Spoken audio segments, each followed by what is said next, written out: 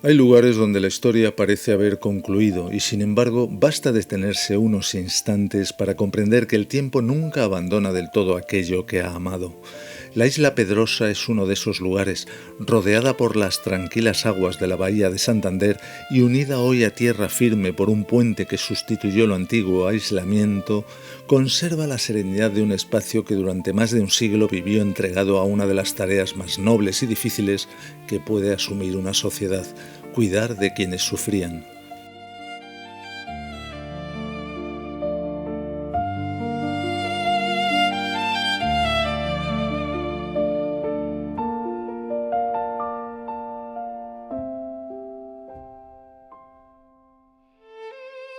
Quien llega hasta aquí encuentra primero el paisaje. Antes incluso que los edificios aparecen el mar, la luz y el rumor del viento entre los árboles. El agua rodea la isla con la calma de un viejo guardián, mientras los caminos serpentean entre pinares y praderas, donde todavía parece posible imaginar el ir y venir de médicos, enfermeras, niños y visitantes.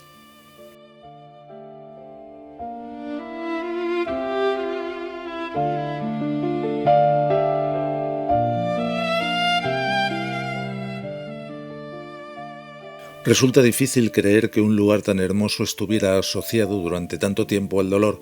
Sin embargo, precisamente esa belleza fue la razón de su existencia.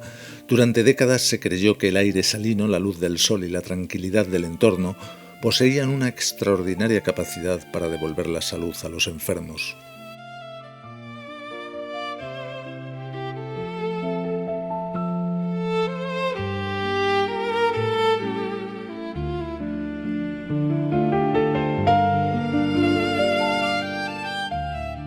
Pero la historia de Pedrosa comenzó mucho antes de convertirse en sanatorio. En el siglo XIX, cuando las epidemias viajaban con la misma facilidad que los barcos mercantes, la bahía de Santander era una puerta abierta al mundo y también una posible entrada para enfermedades procedentes de otros continentes.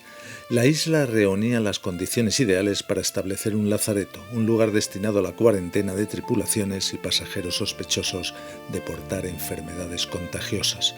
La solicitud oficial para su instalación llegó en 1834 y el lazareto comenzó a funcionar en 1869. Aquella fue la primera vocación de Pedrosa, no la de curar, sino la de proteger. Era una frontera invisible levantada frente al contagio, donde el aislamiento se convertía en la única medicina posible.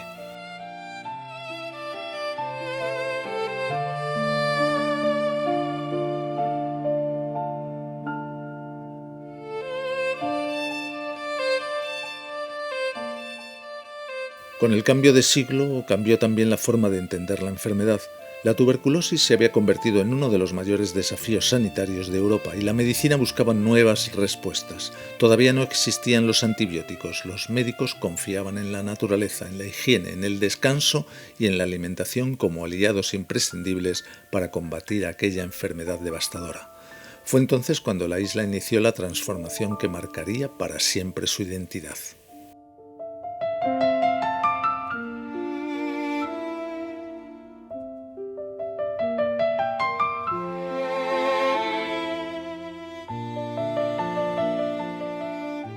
En 1909 comenzó su etapa como sanatorio marítimo especializado en el tratamiento de la tuberculosis infantil. Poco después recibiría el nombre de Sanatorio Nacional Marítimo de Pedrosa. A partir de entonces, cientos de niños llegaban cada año procedentes de distintos lugares de España para permanecer durante meses en este pequeño mundo rodeado de agua. Muchos de ellos abandonaban por primera vez sus hogares, llegaban asustados, con el cuerpo debilitado por la enfermedad y el corazón dividido entre la esperanza y la nostalgia. Frente a ellos se abría un paisaje completamente distinto al que conocían: jardines, senderos, terrazas abiertas al sol, pabellones luminosos y el horizonte infinito de la bahía.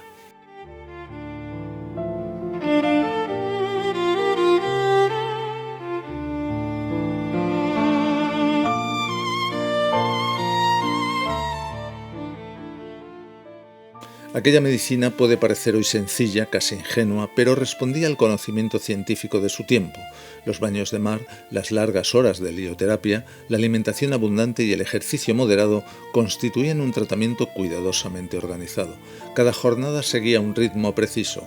El sol se convertía en un aliado terapéutico, el aire marino era considerado un medicamento, incluso la arquitectura participaba en ese propósito de sanar. Los edificios se distribuían en pabellones independientes para favorecer la ventilación, reducir el riesgo de contagios y permitir que la luz penetrara generosamente en las salas. No era una disposición casual, era la expresión construida de una nueva forma de entender la medicina.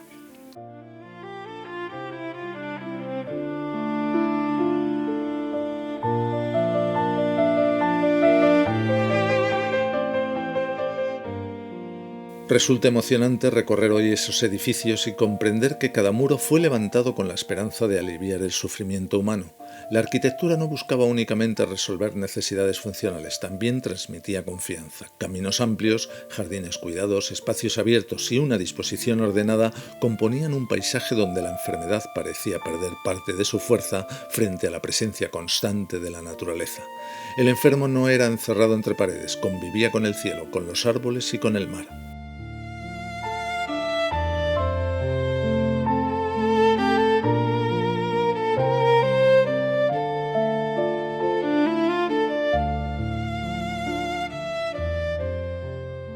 La importancia del sanatorio pronto trascendió al ámbito regional. Las visitas de Alfonso XIII y de la reina Victoria Eugenia otorgaron prestigio nacional a la institución.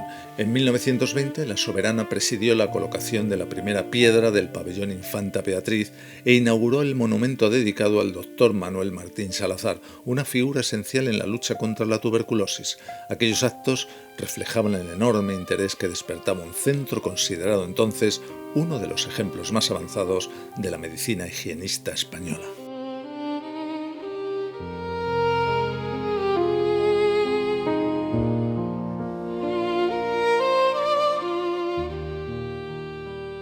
Con el paso de los años, la institución continuó evolucionando. Durante la dirección del doctor Juan Bautista González Aguilar, comenzaron a desarrollarse intervenciones quirúrgicas que ampliaron notablemente las posibilidades terapéuticas del centro.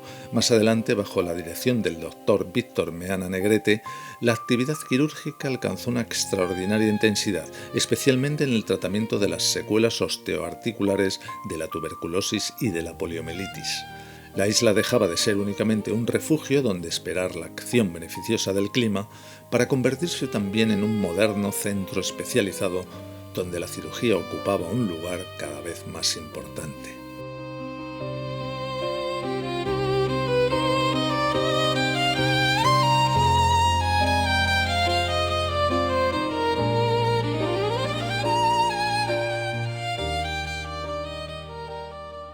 Sin embargo, toda institución nace para responder a una necesidad concreta, y cuando esa necesidad desaparece, también cambia su destino. La llegada de los antibióticos transformó radicalmente la lucha contra la tuberculosis. Aquellos tratamientos que durante décadas habían dependido del sol, del aire y del mar, comenzaron a ser sustituidos por medicamentos mucho más eficaces. El viejo sanatorio fue perdiendo poco a poco la función para la que había sido concebido. El cierre de su actividad principal en 1970, seguido del progresivo abandono hospitalario durante las décadas posteriores, marcó el final de una época irrepetible en la historia de la medicina española.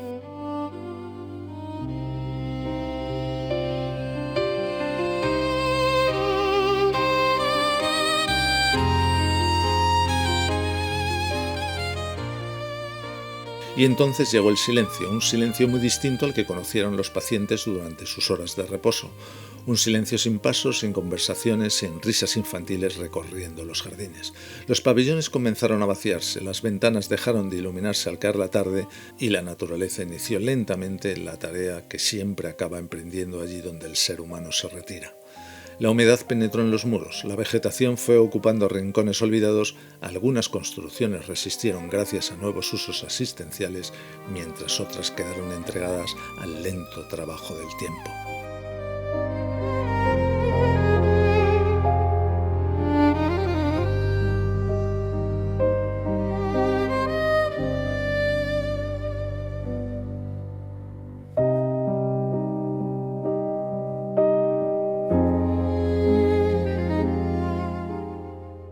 Pero las ruinas poseen una extraña dignidad, no representan únicamente la decadencia de un edificio, conservan también la memoria de aquello que sucedió entre sus paredes.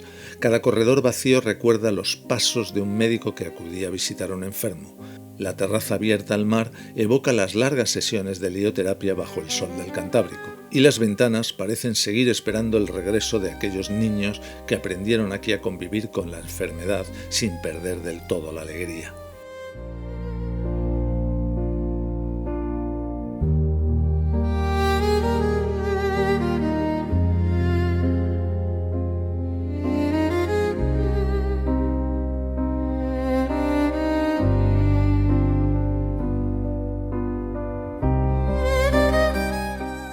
Existe una belleza difícil de explicar en los edificios abandonados cuando el abandono no nace del olvido, sino del paso inevitable del tiempo. Los pabellones de Pedrosa no impresionan por su tamaño, impresionan por lo que evocan.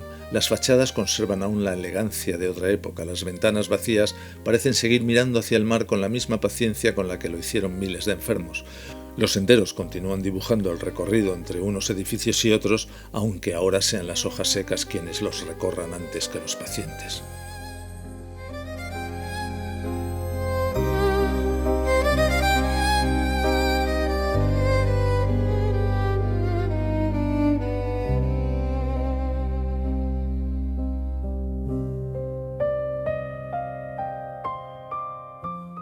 Hay lugares donde la naturaleza destruye.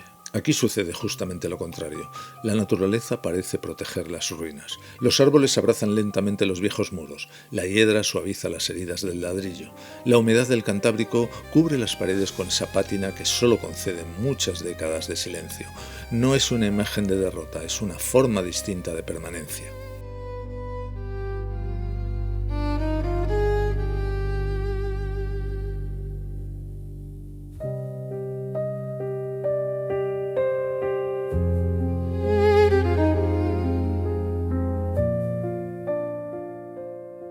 Mientras el visitante camina entre los pabellones, comprende que la verdadera arquitectura de Pedrosa nunca estuvo hecha únicamente de piedra, madera o ladrillo. Estuvo construida con la dedicación de médicos que entregaron su vida a una enfermedad entonces casi invencible, con el trabajo silencioso de enfermeras y auxiliares, con la esperanza de miles de familias que confiaban en aquel rincón de la bahía para salvar a sus hijos.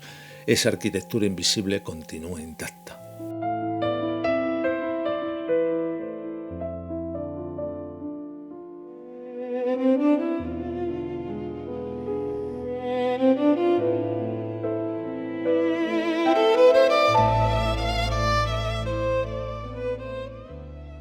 Quizás por eso la isla de Pedrosa emociona tanto, no porque sea un lugar abandonado, sino porque sigue siendo un lugar habitado por la memoria.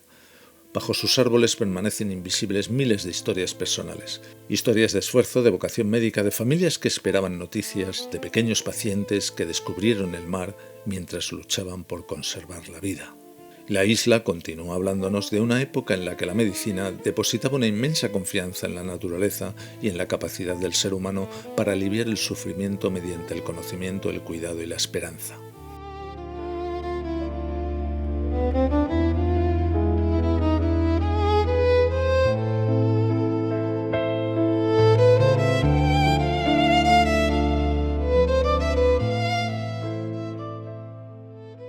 Tal vez ese sea el verdadero legado de la isla Pedrosa, no únicamente haber contribuido a la historia de la sanidad española, sino recordarnos que incluso los lugares nacidos para combatir el dolor pueden terminar convirtiéndose en refugios de la belleza. El mar continúa rodeando la isla con la misma serenidad de hace más de un siglo. El viento sigue recorriendo los pinares. La luz del Cantábrico continúa entrando por las viejas ventanas, como cuando los médicos confiaban en ella para devolver la salud a sus pacientes. Y mientras esa luz permanezca iluminando las viejas fachadas, la historia de Pedrosa seguirá viva, no encerrada en los libros, sino escrita silenciosamente sobre cada piedra que aún resiste el paso del tiempo.